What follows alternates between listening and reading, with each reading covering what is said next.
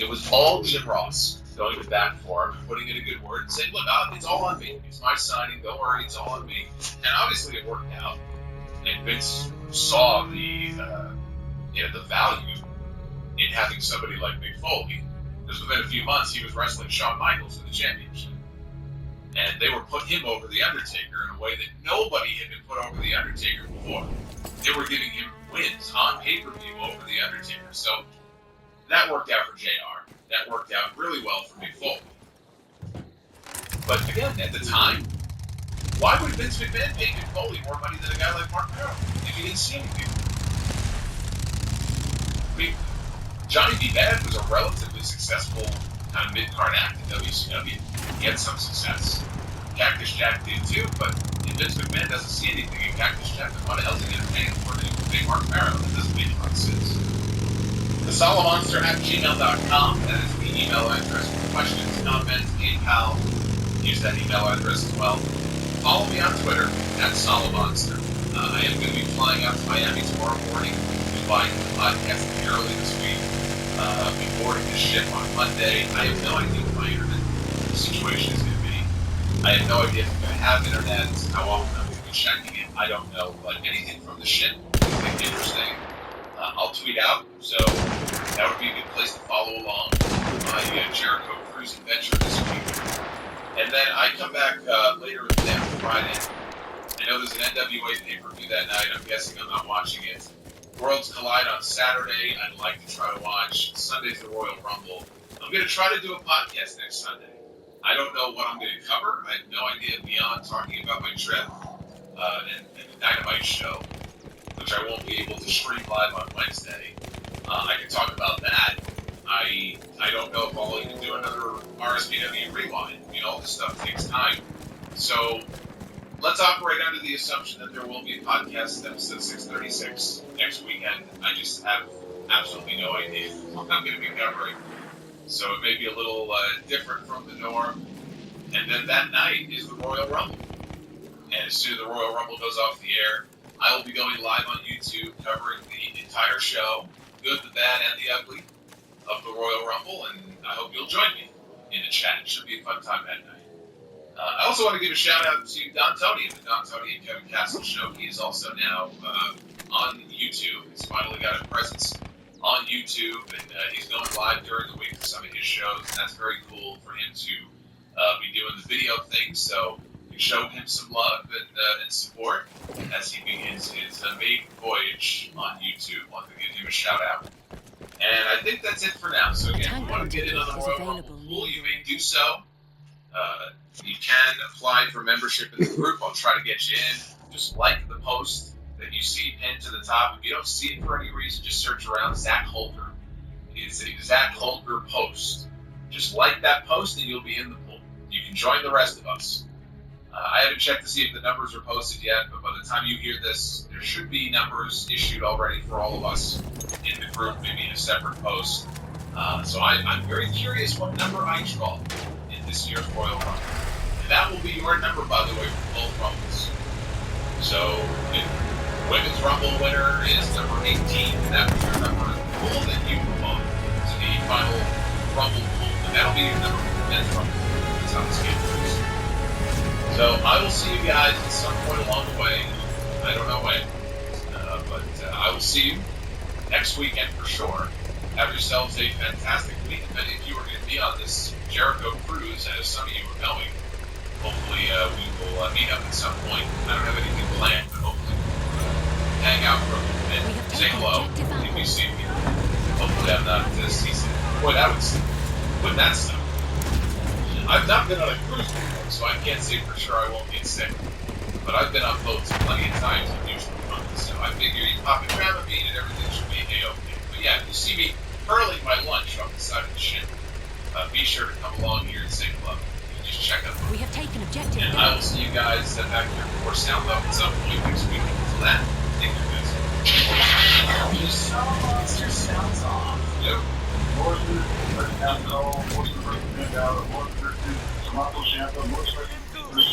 Let me ask you, Oh shit! I would. okay. Damn, that motherfucker out. Get the fuck out of here. Salamonster Sounds Off, available wherever you hear podcasts, including iTunes, iHeartRadio, Spotify, and now Pandora. Want more content? Visit youtube.com/The Salamonster for Sound Off extras and more. And follow The Salamonster on Twitter @Salamonster. Put that cigarette out. Salamonster We have Sounds lost Off. objective Duff. They're not like other students, so we're not like other schools. We have lost Fusion objective Academy is the school that changes everything. Changes their class size to one designed around their learning differences. Changes their curriculum to fit their interests. Changes what school and their future can look like. But the biggest change you'll see is in them. Who the fuck is who? Fusion Academy, now enrolling grades 6 through 12. Find a campus near you at fusionacademy.com. Commanders fans, while you are gearing up for the season, boost your financial play with the Now Plus credit card from Northwest Federal Credit Union. Whether you're buying tickets, a jersey, groceries for the game, or gas to get there, with 2 times points on everything, all the time, you'll score big on every purchase. Join NWFCU and get the card that always delivers. Visit NWFCU.org today. Northwest Federal Credit Union, official credit union of the Washington Commanders.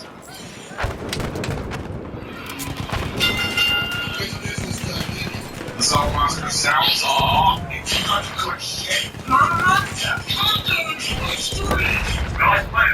Oh my god, we're only an hour in. We have 2 more hours of this. I'm over here at my thing. Watch me.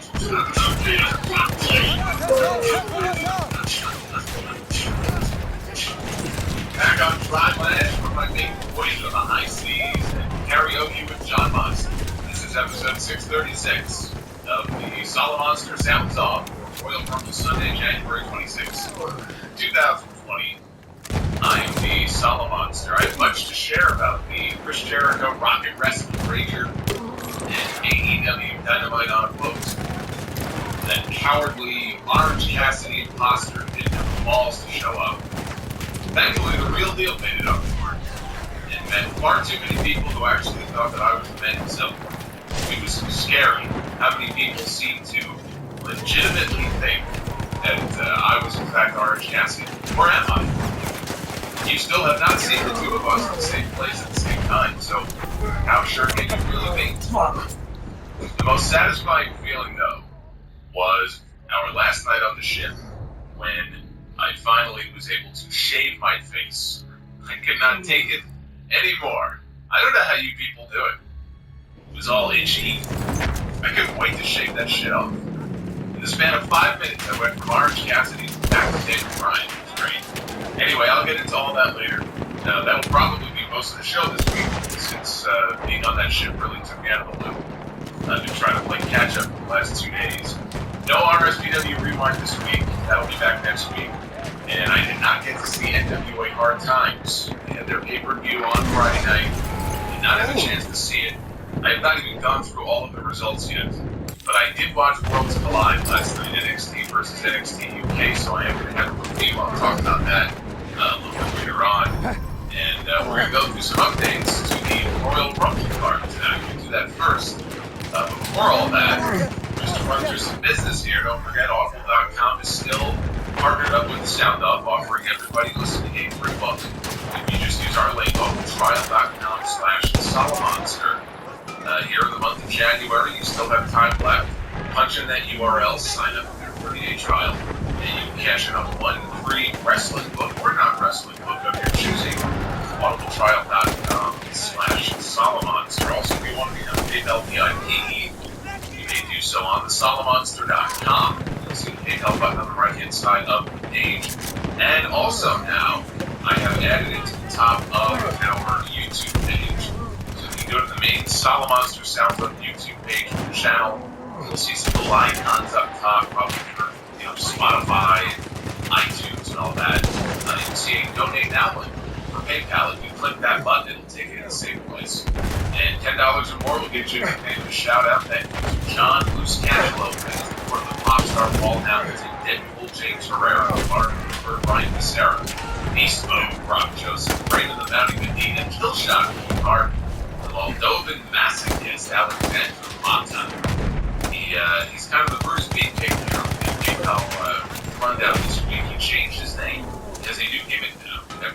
these years. He's now the Moldovan masochist. Luis Hercules Hernandez, Melbourne Apollo Robert Murray, Chicago Sawyer Willie Iger, the Diamond Dallas Dancing Gene, Harrison Soap, New York Punk Arnold Modesto, Michael Rambo Reap, Mass Debate, Featherweight Matt Fate, Mr. Black, Quentin Moore, who's celebrating a birthday today, so happy birthday to Quentin as he trucks across the country listening to this podcast. Happy birthday to Nick D from his brother Bruno. Bruno was introduced to the podcast by his older brother, giving him a very happy birthday shout out this week. And also want to shout out some folks on iTunes. It's Don Peter, C Browning 250, J Stall 60, who's been listening to the podcast at his office job for 2 years now. Coincidentally, productivity in that office is down 75%. But that's okay. And CNN ISIS says he has not missed a show. Has not missed a show in 8 years. So thank you all for the 5 stars on iTunes. We have had over 2,500 entries so far, and there's still time left, into our 7th annual Royal Rumble Facebook pool. So we have broken the previous record, 2430 from last year. I don't know how many entries we're up to, probably about 81, 82. We're on our way to 82. So we have shattered last year's record. I thank you. I really didn't know we were going to do that or not, but we did. So I thank you all for that. And my thanks, I'll keep saying it, to Zach Holder, who puts a tremendous amount of time and effort into this pool each and every year. It's the brainchild he started it 7 years ago. He's the one who puts everything together, goes through all the names, issues, numbers. I'm totally hands off with that because I have no time for it.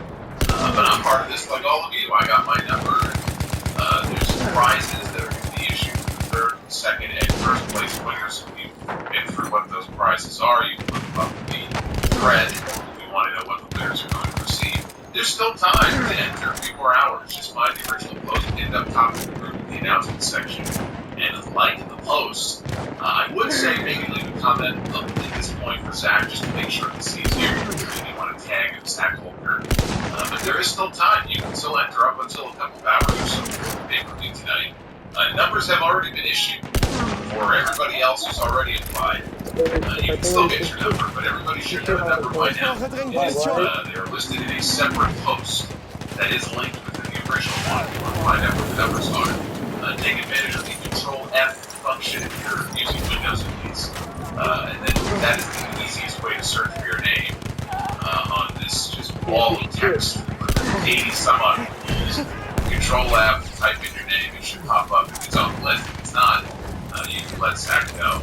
I drew number 26 this year, which is funny because I drew number 25 last year, which was Rey Mysterio in the men's rumble and Sonya Deville in the women's rumble. Neither of them went on to win.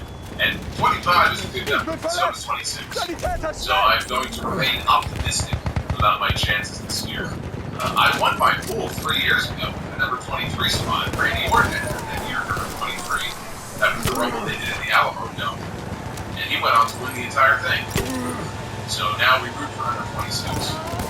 The plan is for me to do the final Ultimate Rumble pool, most likely live on YouTube after my Dynamite stream this Wednesday. There's not going to be enough time for me to go through everything tonight to do it on the Rumble stream.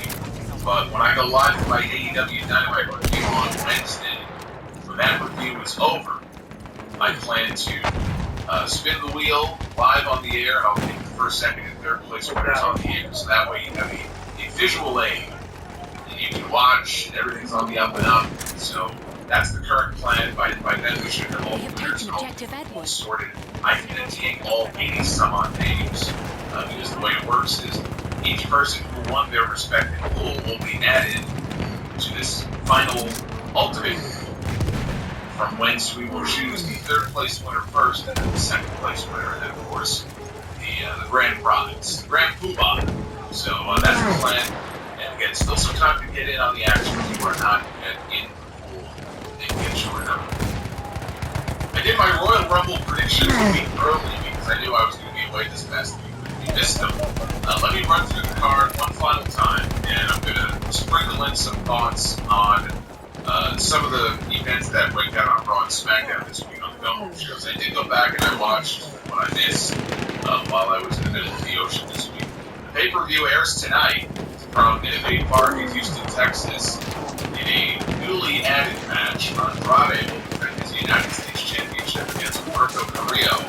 To return from his storyline injury on Raw this past week, saved Rey Mysterio from a similar fate as the one that befell him when Andrade DDT'd him onto the exposed concrete. It was probably about a month ago at this point. He rescued Rey from a similar fate after his ladder match on Raw against Andrade. The first ladder match, we were told, and I couldn't believe this when they mentioned it, but the first ladder match on Monday Night Raw in 13 years. I think of all the matches, 3 hours now.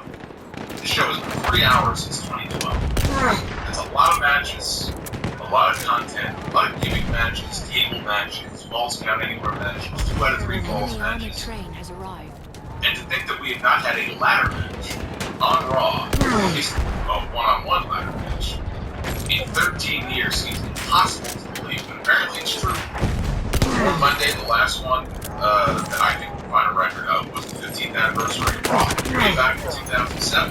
Commanders fans, while you're gearing up for the season, boost your financial play with the Now Plus credit card from Northwest Federal Credit Union. Whether you're buying tickets, a jersey, groceries for the game, or gas to get there, with 2 times points on everything, all the time, you'll score big on every purchase. Join NWFCU and get the card that always delivers. Visit NWFCU.org today. Northwest Federal Credit Union, official credit union of the Washington Commanders. Hey, Reese, you hungry? Who are you, Mama? Let me introduce y'all to my taste. Chicken fingers. They hit the spot, and they rise a golden crispy Texas toast crunchy, and they cake sauce right for the coleslaw right here. Ooh, Lord help me. This sweet makes me sweet. That's what my mama said. What are you doing right now? Get your mama taking Reese and chicken fingers. Hello! With Jeff Hardy against Carlito for the Intercontinental title. I thought some of the spots in that ladder match from Monday were just stupidly dangerous.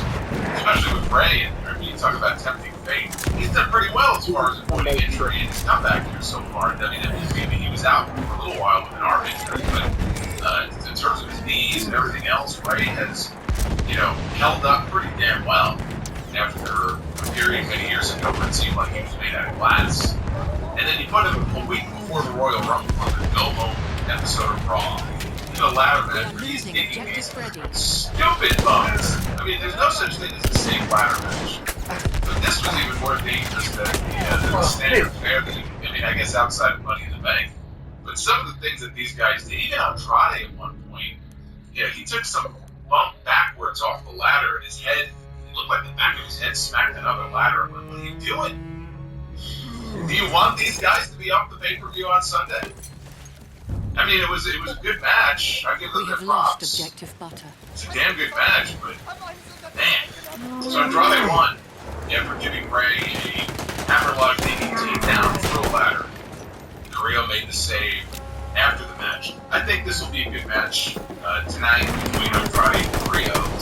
Oh, get the fuck out of here! Ain't no way in the world this nigga killed me. Or the men's rumble. Get the fuck out of here, man. That's crazy. I think this would be a good match to open with. It also may well just end up on the kickoff. But Andrade is not losing that championship. Andrade retains. Rey actually gave an interview to TV Insider and suggested that maybe they can find a way to stretch things out all the way to WrestleMania. And they do a hair versus mask match, whether it's for the title or not, between he and Andrade. I'd be down for that. Preferably without them killing themselves with ladders. You got Sheamus against Chad Gable.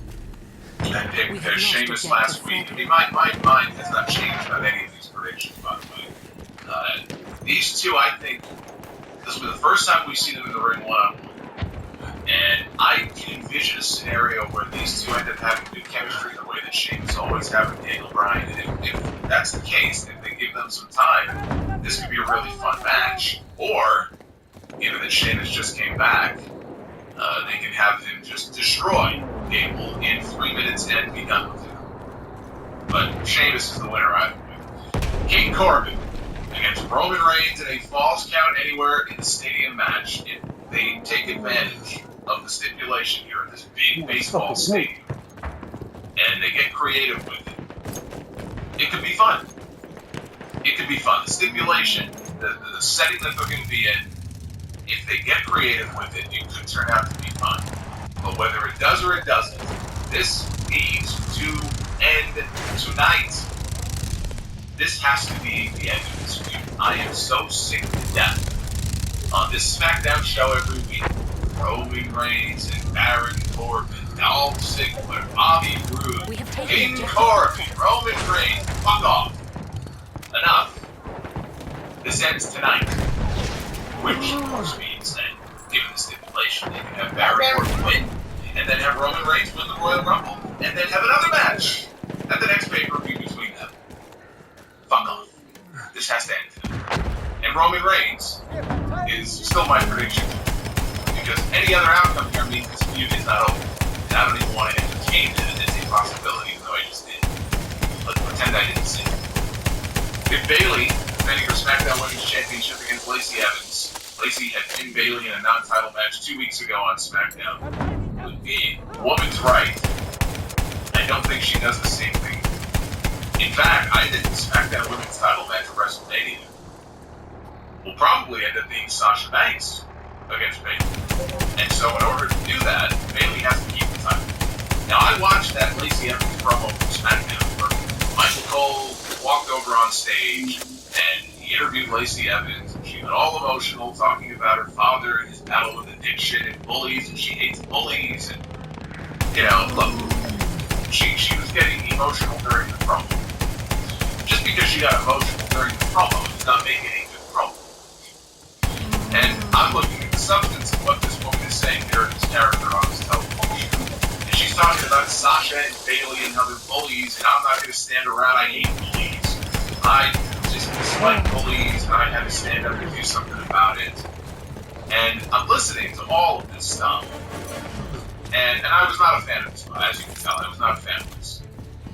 As someone who did nothing but bully from the very first day that she picked a fight with somebody on TV, I have to now sit here and listen to Lacey Evans suddenly be so anti-bully. It just feels so forced. Like, you know, a Lacey turn, which I had been advocating, I thought that would be a good thing. You could do a Lacey Evans turn, it would have been fine without all of the I hate bullies turn. Just like Chad Gable would have been fine. Not a headliner, but he would have been fine. He was already, you know, he was getting some fan support behind him through his performances, his efforts in the ring. He would have been fine without all of the I embrace who I am, shorty G bullshit. When did these shows become so agenda-driven? I mean, I know it was already with all of the Women's Revolution stuff, and the labels they love to put on that, to the point that even the women in the company were saying enough with calling it the Women's Revolution. They love their labels. But when did these shows become so agenda-driven? Every storyline, everything has to have some kind of agenda, some kind of narrative to it.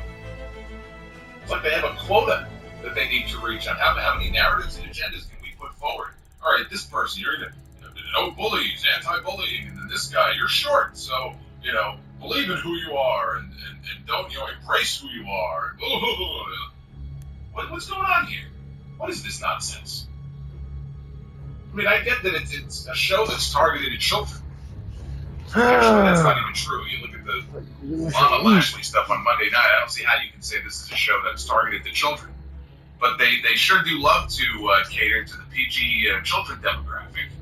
Maybe they feel like this is Aesop's Fables or something, and everything has to have some kind of moral to the story here. Hint, hint, it doesn't. Enough with the agenda crap.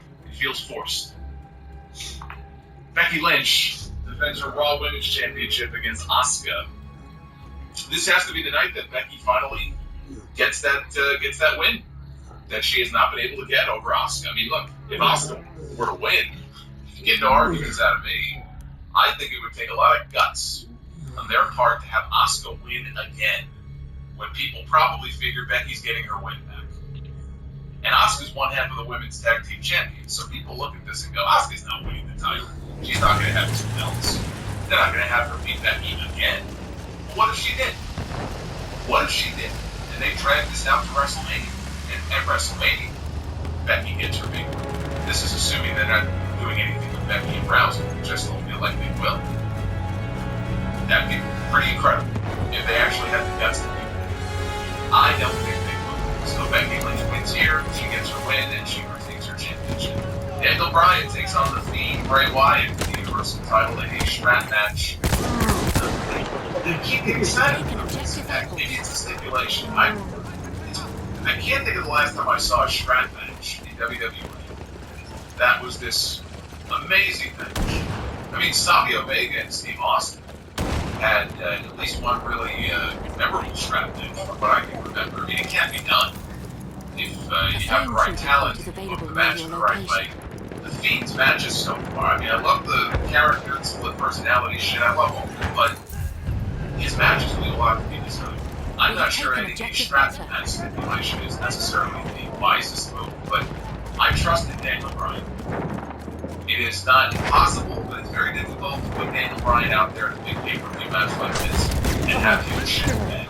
So I don't think this is going to shit the bed, but I do wonder how he can pull this off. To me, the outcome is not really in doubt. I can't see him taking the championship off of Brady, at least not before WrestleMania. So I think the Fiend retains, but I can see some kind of bullshit finish here. Maybe it keeps Bryan in the title picture, because I'm looking ahead to WrestleMania. If Bryan is not in the championship picture, I'm not sure. Damn, who shot him? Bryan. Who do you put him in there against? What's the obvious WrestleMania match for Daniel Bryan, unless you keep him locked into this championship feud in some way? I just don't. And don't even float the name Baron Corbin, because I don't want to hear that. But I don't see any obvious match for him getting into WrestleMania. But I think the Fiend retains. And then we have the 30-woman Royal Rumble match. Still a lot of spots to be filled. But my pick is still Ronda Rousey.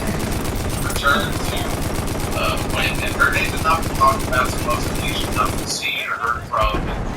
It doesn't sound like she's going to be in the Royal Rumble, although they just released a Ronda Rousey shirt. Got great ideas, but no idea how to build a website? Get Bluehost. Their AI design tool creates high-quality WordPress sites super fast. Whether you're a blogger, influencer, or launching a side hustle, Bluehost helps boost your growth with built-in marketing and e-commerce tools. Upgrade the cloud to get 100% uptime and 24/7 security and stay online all the time. Why wait? You've got the vision. Make it real. Visit Bluehost.com to get started. Looking to buy your dream home or rent that perfect apartment? With the Redfin app, you'll know the moment your next place hits the market. Set up your gotta-have-it wish list, and Redfin will send you real-time notifications for properties that match. And when you're ready to see it in person, scheduling a tour is just a tap away. Thinking about selling? Redfin can do that too. In fact, Redfin agents close twice as many deals as other agents, so they know how to get the best price for your home. And with a listing fee as low as 1%, Redfin charges half of what others often charge. So you can save big, like really big. Last year, Redfin saved home sellers $118 million. So whether you're buying, renting, or selling, Redfin's ready to help you win. Download the Redfin app and start searching today. Interestingly enough, on WWEshop.com, so perhaps that's a sign of something, or it could be a sign of nothing. But I'm sticking with her as my pick. I think she comes back as a surprise. She wins the Royal Rumble. She gets that one-on-one match with Becky Lynch that she did not get in last year's WrestleMania. Shayna Baszler, I fully expect her to be in this match. Shot if she didn't show up as a surprise in the Royal Rumble. She can win. If not Ronda, she would be my number 2 pick. That she would win if you Becky instead. I did float the Nia Jax idea on the show last week, which I'm actively rooting against. On the SmackDown side, the only conceivable winner to me would be Sasha Banks. Sasha going up to challenge Bayley for the championship WrestleMania, I'd be okay with that too. But I think Ronda returns, and maybe it comes down to her at some point, which was last year's title match at the Royal Rumble, and then Ronda dumps her out to win.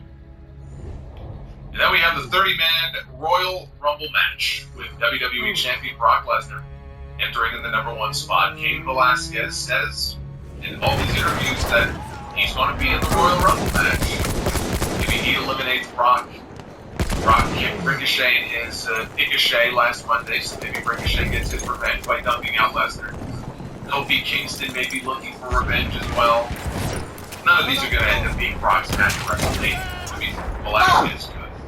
But it's not going to be Brock against Ricochet. It's not going to be Brock against Kofi. They're not even on the same brand.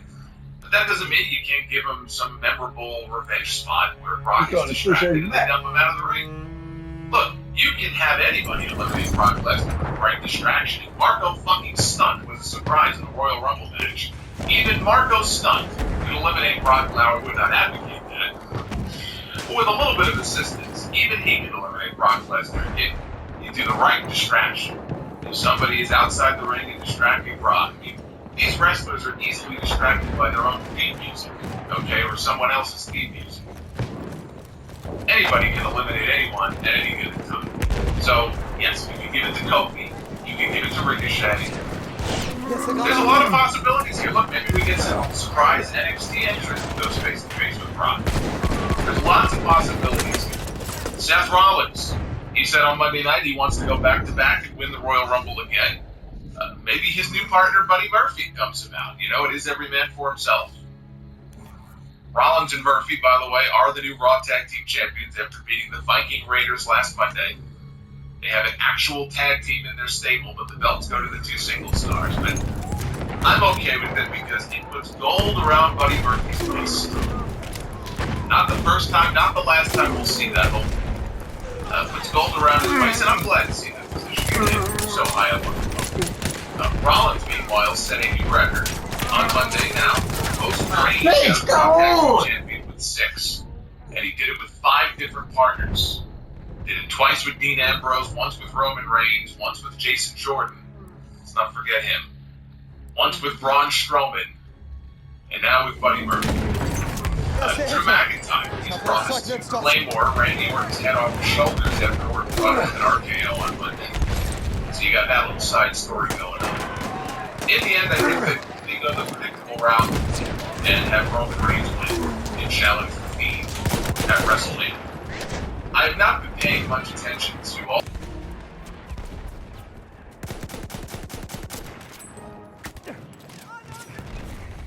The only thing I said was a couple weeks ago that The Undertaker was spotted at the Performance Center in Orlando. Now, Orlando is not Houston, so just because he was at the PCA does not mean that he was training for a cameo in the Royal Rumble, but it could. It could. And that would certainly be a surprise. Although I'm not sure what purpose it would serve unless he was winning the whole thing. If he gets dumped out, then it would have to be by somebody he's going to wrestle. Maybe it sets up a WrestleMania match for him. Hey, they have a Saudi Arabia show next month. Maybe it sets up his opponent for Saudi Arabia. We'll find out. But I intentionally stayed away from reading up on any potential surprises. I'm not even sure that there are going to be very many. They only have about 3 spots open in the men's Rumble. I think they have 27 of the 30 spots already filled up. So in terms of surprises, I mean, the legend, or in terms of NXT talent, there aren't very many spots left open here. Triple H last night after the Worlds Collide show, he did say there's going to be NXT talent in the Rumble. He just didn't say which Rumble. Maybe more in the women's Rumble than the men's. I always look forward to the Royal Rumble, no matter how bad the product may be. I always look forward to the Royal Rumble. And there have been some years where the product was just god-awful. I wouldn't say it's god-awful. I mean, well, maybe SmackDown, because Raw has shown some signs of life recently. But regardless, I always look forward to the Rumble. I'm always a mark for the Rumble. Happened since I was a kid. And I just don't want them to screw it. Just give me an entertaining Royal Rumble. That's all I ask. If I remember correctly, I think the ones last year were actually pretty good. So I'm hopeful that tonight will be good as well. I will be going live on YouTube after the pay-per-view. It's the Rumble, so who knows when the show is going to end. It could end at 11, it could end at 10:45, it could end at 11:30, I have no idea. But I will be going live on YouTube shortly after the pay-per-view goes off the air. So go to the Solid Monster SoundCloud YouTube channel, hit that sub button if you are not already subscribed. You should get an email notification when I go live. And then you can join me for a full recap of tonight's Royal Rumble pay-per-view. Before I get into all the AEW stuff and the Jericho Cruise, let me tackle NXT first. I did go back and I watched the NXT show from Wednesday. Just a few keynotes here. Io Shirai did wrestle Toni Storm to a DQ finish. When Bianca Belair got involved, Io tweaked her knee during the match. I don't think it's a storyline injury. I think it's a legitimate injury. She could be out for up to 2 months. She tweeted a photo of a knee brace. And that sucks. We need her back soon. She's one of the highlights of that show every week. So hopefully it takes less than 2 months, but hopefully no more than that. They did have 2 semi-final matches in the Dusty Rhodes Tag Team Classic this week. We now have our final match coming up next week. The first semi-final match, the Grizzled Young Veterans taking on the Undisputed Era. Surprising finish. I would not have predicted that the Undisputed Era would fall to GYV, but they did. Pretty good match, but Drake and Gibson move on to the finals. Are they still the NXT UK Tag Team Champion? I believe they are. I could be wrong, maybe they've lost it, but anyway, they move on to the finals. And the other semi-final match, we got the Broserweights, Matt Riddle and Pete Dunne taking on Imperium, Fabian Aichner and Marcel Bartel. And the Broserweights pick up the win. Both matches this week were very good. I love how they've gone all in now on the wee humor with Matt Riddle. They just embrace it now. If Pete Dunne saying that Matt Riddle is going to smoke you. Last night at Worlds Collide, they had both teams in the crowd for some final promos to hype up their match next week. They had Dunne telling Grizzled Young Veterans that he's going to be, I'm going to be blunt here. And then the excitement in the background on Matt Riddle's face when he said that was just priceless. And Zach Gibson was talking about joint manipulation stuff, the joint manipulation that Pete Dunne does in a lot of his matches. And then Riddle just takes the mic and said, bro, I'm sorry, man, all I heard was you talking about manipulating a joint. It's a very different kind of joint than the one that Pete Dunne loves to manipulate, but they do not hide it now. They've gone all in on the weak humor with Matt Riddle. Which is funny because unless they work differently in NXT, they actually have a Come on, get the fuck out of here, man. It's bullshit. Where in the world, man? I shot this motherfucker. They just pay the fine. It's like a $2,500 fine. If that's still in place, just imagine the fines that this guy must have racked up so far.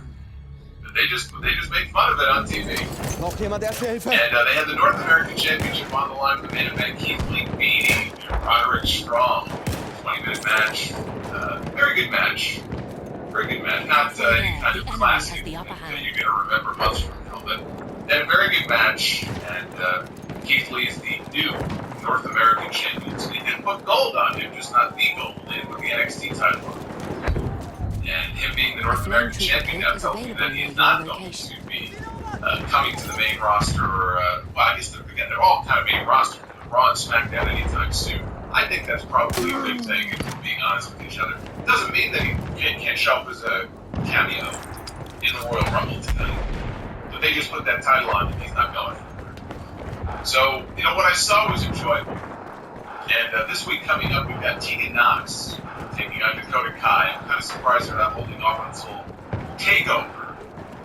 I'm sure they're going to have a match at TakeOver. So either they're going to do some kind of an angle more than a match on Wednesday, or they'll have a match. It'll just be brief, and it'll have some kind of finish that leads into maybe a stipulation match at the TakeOver show in Portland. But they're going to wrestle this Wednesday. Plus, we have the finals of the Dusty Rhodes Tag Team Classic between the Broserweights and the Grizzled Young Veterans from NXT UK, with the winners getting an NXT Tag Team Championship match in Portland at TakeOver next month. Now, I did catch last night's Worlds Collide show. Members of the NXT brand against members of the NXT UK brand. I thought it was an excellent show, on par with what you would expect from an NXT TakeOver. I thought it even better than the brand warfare they did in Survivor Series, only because Walter was not treated like an afterthought here, the way he was at Survivor Series. What a fucking injustice that was. Kaylee Ray beat Mia Yim on the kickoff show. Good match outside of some of those punches that Mia threw. Yikes. Yikes. Kaylee Ray, by the way, was announced as the NXT UK champion, not the NXT UK Women's champion. Same with Rhea Ripley, who is now being announced not as the NXT Women's champion, but as the NXT champion. They have done away with the gender identification on their women's titles. We'll see if they do the same on the main roster. I guess we'll find out tonight at the Royal Rumble if this is just an NXT figure time. I think it's searching for a solution to a problem that doesn't exist. But for the people who say, well, it's very confusing, you can't do that because now I'm all confused. They're calling her the NXT champion. It's not confusing, so long as they don't do intergender wrestling in WWE, which they do not. Triple H has said that is something they will not be doing. So as long as you know they don't have the intergender stuff, then you won't confuse Adam Cole or Rhea Ripley, I promise you. Any other promotion where they do have intergender matches, like Impact right now with Tessa Blanchard, then yes, it would be confusing to rebrand your titles in that way. I just think it's completely unnecessary. That's my thought on the whole thing. I think this is completely unnecessary. I saw the Becky Lynch comments from WWE backstage last week about wanting to do away with the women's labels on TV, the women's division, and wanting to do away with that. She got a lot of flack for those comments and has since issued a clarification on her Twitter page explaining that, she was talking about renaming the division. I know I shot that motherfucker. And how limiting it can be to ascribe the women's label to everything. So, for example, you have people that sometimes will look at a pay-per-view and they'll say, well, we already have 3 women's matches on the show, so we don't need any more than that. Why do we need more? That sort of thing. And to that end, I think it's a valid point. There should not be a limit on something like that. If they had 5 women's matches, and some people just don't like women's wrestling, I get that, but if they had 5 women's matches that were interesting enough to put on a pay-per-view, let's say the pay-per-view has 10 matches or 11 matches, and half of them are going to be women's matches, but they're interesting enough. They're compelling matches, they've been built up for a long time, the talent involved is really good, they always deliver. They're great. Put those 5 matches on. That's what I see. And if they don't, then you go with the matches that are more interesting. Here's the problem. They don't have enough women on Raw and SmackDown right now that are good enough to do that. Or at least what they have been doing right now is not interesting enough. Becky and Asuka, for example, that's a good long-term story that they came back to. Becky and Ronda Rousey, that was a hot rivalry in the months leading up to WrestleMania last year. And it deserved to be in the main event, rightfully so. It deserved to be in the main event headlining that show. Losing objective Charlie. I don't want women's matches, or cruiserweight matches, or midget matches, or any division-specific matches, headlining shows, or flooding shows, unless they're good enough to headline shows and fill up the cards. I don't want these things to be decided upon based on someone's genitalia. I want them to be based on skill level and how interesting the stories are. And part of that, is on the way that WWE books these women. WWE has headlined Raw now for weeks with this Lana, Lashley, Rusev, Liv Morgan crap. And it sucks. I won't even watch it. I saw that with the main event on Monday. I didn't even watch the match. I don't know what happened. I don't know who won. I don't give a shit. If that's their idea of headlining the ladies on Monday nights, then I have no interest in seeing it. So Becky can talk about how limiting it is to use the term women's, but she should look at her bosses in the face and lay the blame there, because they're the ones that spent years conditioning the fans, brainwashing them to think the way that they do about these things. And they're not doing the ladies any favors with what they've been doing with the women on Monday Night and on SmackDown. The NXT Women's Division blows both shows out of the water. I'm happy to watch NXT shows that are headlined by the women. Stripping away the word women's from everything is not going to do shit to change how people perceive women's wrestling. Talent and stories Those are the two most important things: talent and stories. I don't care what labels you do or don't put on. Random. That's it. Said like this. Finn Balor. He had a match against Ilya Dragunov. Dragunov had lost to Cesaro several months ago in a fantastic match. This was another excellent match, albeit another losing effort for him. He seems to be a project for the NXT UK brand that's coming along nicely. He just needs to do less of those thigh slaps, which were distracting during this match. I mean, he's hardly the only one who does them. He's hardly the only one who overdoes them. But he's got to cut back on it. Balor looked great here with that standing foot stomping into the chest, was just brutal. And then the one off the top rope, followed by the 1916 for the win. You knew he wasn't losing here before having the match against Gargano in Portland. But I thought these two had an excellent match. Angel Garza, Isaiah Swerve Scott, Jordan Devlin, and Travis Banks made a four-way for the NXT Cruiserweight Championship. The new look Cruiserweight Championship belt, now all black, with an NXT center plate, not a WWE logo. It's a lot better. Marty, the purple dinosaur belt, is dead and buried with somebody excavated 65 billion years from now and put it in the museum. As if humans will even be around 65 billion years from now. They'll be wiped out long before then, I'm sure. Petey Williams, one could mention this here. You may remember Petey Williams, right? Team Canada in TNA wrestling back in the day. He was the innovator of the Canadian Destroyer. He wins for sad tweet this week, not because he said something stupid, but because he said something that unfortunately had a lot of truth to it. It's very sad.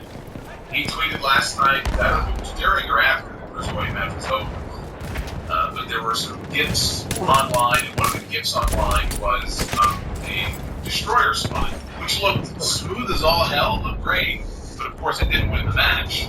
And so PD tweeted, "I'm sorry everybody, I never meant for it to be a transition spot."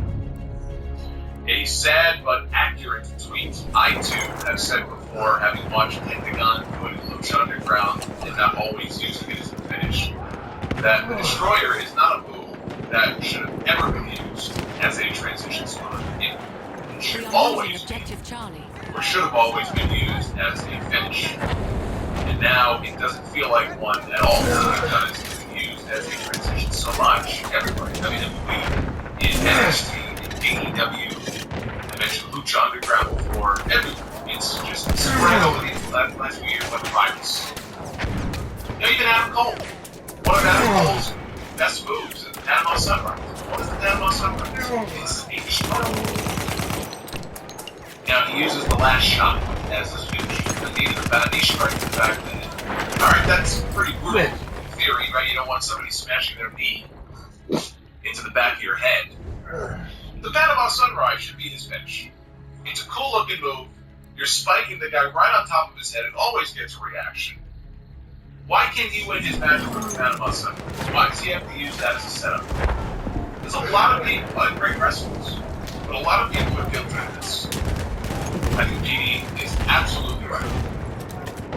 The finish came when Angel Garza landed the wing clipper on Swerve. But before he could finish him off with the move, where Devlin came over, he grabbed Garza and caught him with a headbutt, knocked him down. And then he used his Devlin side back suplex to the bridge into a pin on Swerve, I believe on Swerve, for the win. And this was a just all action. It was a lot of fun this match was, but a very odd move, taking the title off of Angel Garza. It's easily the most popular person in this match, taking the championship off of him so soon after he just won it. When did he win it? He won it within the last month and a half, I think. Maybe he's being roster bound. I don't know if that's been figured out. Probably not. I hope not. And now the title is on NXT UK talent, which means it can be defended across shows or across continents. But I know they're very high on Jordan Devlin. Shawn Michaels has talked about him. Shawn Michaels is basically running the NXT UK brand now, so he's very much behind Jordan Devlin and Dragunov and people like that. I still say don't sleep on Tyler Bates. He's the one guy, and Jordan Devlin is very talented. and he may go on to great superstar in the future. But I still look at Tyler Bate. I'm amazed until I look at this guy in the ring. The things that he can do, the matches he has, tag matches, singles matches, it doesn't matter. The guy is remarkable and great. So they have a lot of talented people on that roster. But let's not forget they have Tyler Bate, who is still one of the very best. Speaking of Tyler Bate, Mustache Mountain, Tyler Bate, Trent Seven, DIY, Johnny Gargano, and Tommaso Ciampa reunited one night. This was, in a way, this was kind of like a dream tag team match. And it was every bit as excellent as you would expect it to be. See, back and forth between Bate and Ciampa led to a Tyler Driver 97 for near fall. DIY had their meeting in the middle, knee strike, super kick combo all set up, and it got cut off by a bop and bang. There was a spiral tap by Bate, accidentally connected with his own partner. They had put Tommaso down with a burning hammer, diving knee combo, 2 count only. DIY makes the comeback. They hit Trent 7 with a meeting in the middle of the win. All 4 men shook hands like a good sport after the match was over. This was great. This was just a great attraction with DIY going over. Rhea Ripley against Toni Storm for the NXT Women's Championship. It was good, but I thought very unspectacular. Kind of disappointing. I mean, again, the work was fine. It was solid, but kind of disappointing, to be honest. I was expecting more out of this. Storm missed the frog splash. Rhea hit her with the Riptide to retain the title in about 10 minutes. And Imperium against Undisputed Era, that was the main event, and it felt like one, too. This had a big fight feel the way that the Shield and the Wyatts did when they first met in the Elimination Chamber. Although those two teams got a standing ovation before they even touched when they had their first match. But this had that kind of feel to it here. These two factions meeting for the first time, 4-on-4, turned into 4-on-3. Alexander Wolf got legit KO'd early on by a Bobby Fish kick that connected a little too well. And the match had to be stopped briefly. The medic came over. They got Wolf out of there. He never did come back out. So the match was 4-on-3 from that point on, with Undisputed Era having the man advantage. Wolf tweeted after the show, he said, "I'm fine.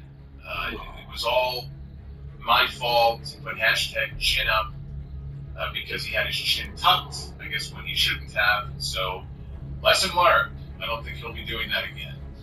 Roddy went chop for chop with Walter. If I had to be chopped by either Walter or Roderick Strong, I would retire. Roddy gave Walter an electric slam at one point through the announce table outside the ring. Walter made a comeback later, got the hot tag. Chops for everybody. Walter won the match for his squad. Powerbomb on Kyle O'Reilly, fell forward with all of his weight on top of O'Reilly for the pin. Big pop for Imperium winning here in Houston. Kind of, I guess it shouldn't be surprising, but a little surprising. People seem to love the finish. This was a fight. I thought this lived up to the hype. Even one man down, these guys didn't skip a beat. In fact, it worked better with Imperium coming off as the underdogs, right? They're one man down. What are they have a disadvantage here? What are they going to do? They come back and pick up the victory. So the two brands end up splitting with 3 wins apiece to end the night, which means nothing was resolved. So I say, bring on round 2.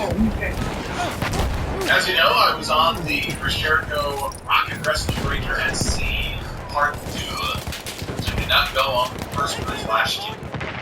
But after this, there's a very good chance this will not be my last. And at the risk of blowing smoke up the man's ass, I have to, before I get into the trip and everything else, I have to hand it to Chris Jericho and what he has been able to do. His band got invited. The way this all came about is that Fozzy was invited to work at the Kiss Cruise about 5 years ago. And he does the Kiss Cruise and he comes out of it and he says to himself, I can do this myself. So he takes the idea to WWE, who he was still working for at the time, because he wants to have NXT talent on the ship. And of course, WWE says no. Vince McMahon is worried about people getting food poisoning because he heard about a cruise where everybody got food poisoning. Some bullshit excuse instead of just saying, it's not our idea and we're not going to make any money off of it, so fuck off. So he goes and talks to Triple H, and he tells Triple H, he says, I'm doing this cruise with or without you guys. And Triple H says, yeah, sure, no problem, go ahead. Do your cruise. So Jericho turns around and he signs a deal to bring Ring of Honor talent on the cruise. I think they had that Sea of Honor or something they called it, tournament on the ship. And he does Jericho Cruise number 1, which goes well enough that he brings it back for an honor. Meanwhile, he signs a deal to work a match with Kenny Omega on the biggest New Japan show of the year, a couple years ago. He's always maintained that he would never work for another wrestling company outside of WWE anywhere on American soil because WWE is the pinnacle. It didn't make any sense for him to burn a bridge or work for anybody else. So on American soil, that was kind of his out, which allowed him to go do stuff with New Japan. But he always maintained on American soil, I'm never going to work for another wrestling company. Japan, though, I guess is fair. Then Tony Khan gets in his ear about this new startup called All In Wrestling. And Jericho makes a cameo with All In, dressed up as Pentagon. He knows that this thing is going to be the biggest independent show ever put together. And he wants to be part of it. He's a smart guy. So he works his way into a cameo on the show. Then he gets this amazing offer to join AEW. More money, he says, than he ever made on a single contract in all the years and all the contracts that he ever signed with WWE. Now, mind you, this man is almost 50 years old by this point. And he's saying that he's been offered a contract bigger than any he's ever been offered. And he signs to become essentially the face of the company. And so much for not working for another promotion on American soil. Now he's running opposite WWE every week live on TNT. He wins the world title, he forms his own faction, he stumbles onto a new product with one stupid little remark, and suddenly he's got his own brand of champagne. It sells 10,000 bottles in its first day on sale. And now, on cruise number 2, he sells out all the cabins, and AEW runs a television taping on the ship. And next year, they're doing it again, only this time the show will air on TNT. Meanwhile, the cruise has turned into a great vehicle for him to promote his own band. His band and his bubbly. When you walked into your cabin on the ship, guess what was waiting for you in the room on the bed? A little bit of the bubbly. Smart. He is the smartest businessman in the business right now where talent is concerned. Because he's still performing in the ring, he's still a talent. But he is the smartest businessman out there right now when it comes to any of these wrestlers. And you gotta respect the guy's mindset. He has now built a new brand with this cruise. This thing is gonna be the new destination. That's what he's trying to make it. The new destination every year now for wrestling fans. And as somebody who had never gone on a cruise a day in his life before last week, he's onto something here. He has hit on something special. But I just look at this and I'm like standing on the pool deck at one point. I'm looking at him performing doing a Fozzy concert, looking at all the branding, all the banners, Bubbly being given out, he's doing all of the songs. And I'm just thinking to myself, this SOB has created this whole cruise built around promoting every single thing that he does. He's going to wrestle on the cruise, he's going to sing on the cruise, he's got his products on the cruise. Whether you like the guy or not, you got to admit, it's smart. It is smart. I will say that I had a blast on this trip. So did it seemed like most of the 2,100 paying guests that they had. 846 of which, according to Jericho, were female. That's in response to all of the oxygen thieves who thought they were being very witty with their cracks about the cruise being sausage fest. Oh, I don't see any women on the boat in these pictures. Well, that's funny because I saw plenty of ladies on